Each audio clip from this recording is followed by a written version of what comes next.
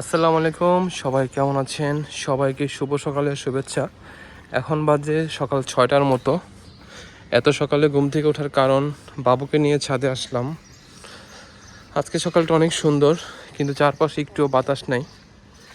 শুনছি আজকে কোথাও কোথাও কালবৈশাখী ঝড় হওয়ার কথা, এটা আসলে নিউজে দেখলাম, কিন্তু আসলে আদৌ কতটা সত্যি জানি না।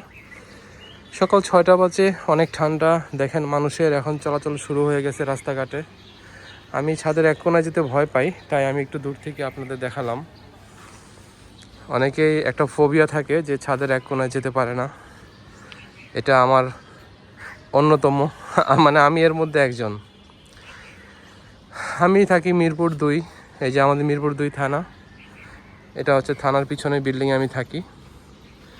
রাস্তাঘাট একদম ফাঁকা, কিন্তু দেখেন আমাদের ফকির সাহেব আর ঠিকই রয়েছেন। বাংলাদেশে ফকিরের অনেক প্রচলন এবং এদের হচ্ছে অনেক ইনকাম। এত দূর থেকে দেখালে হয়তো কেউ দেখতে পাবেন না। দেখেন কি সুন্দর আম ধরেছে গাছে, মাশাআল্লাহ। মহান আল্লাহ তাআলার কত রকম সুন্দর সৃষ্টি। মোটামুটি ভালোই গরম পড়েছে, এখন গরম লাগতেছে। আকাশ পরিষ্কার আছে, ভাবছি যে আজকে একটু ঠান্ডা বাতাস বা বৃষ্টি হবে, কিন্তু মনে হয় না। আবার হতেই পারে, কারণ আল্লাহ তাআলা পারে না এমন কিছু নাই। সবাই কেমন আছেন? কে কখন ঘুম থেকে ওঠেন অবশ্যই সবাই জানাবেন, আর আমার জন্য দোয়া করবেন। আমি একটু ছাদের আরেকটু অন্য প্রান্তে যাই।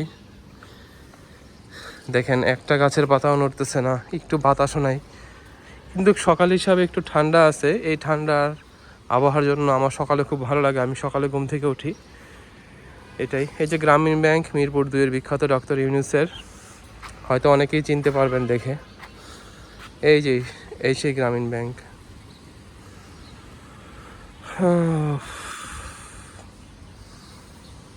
কালকে রাতে ভালোই ঘুম হয়েছে। সকাল সকাল শুয়ে পড়ি আমি, সকাল সকাল শুয়ে পড়ে রাতের বেলায় একদম সকাল উঠে ফজর নামাজ পড়ে ভালোই লাগে। আপনারা কে কখন ঘুম থেকে ওঠেন অবশ্যই কমেন্ট করে জানাবেন। যাই হোক, সবাই ভালো থাকবেন। আমি রাখি, আমার কিছু কাজ আছে। আমার জন্য দোয়া করবেন এবং আজকের দিনটি আপনাদের সবার শুভ হোক। আসসালামু আলাইকুম, আল্লাহ হাফিজ।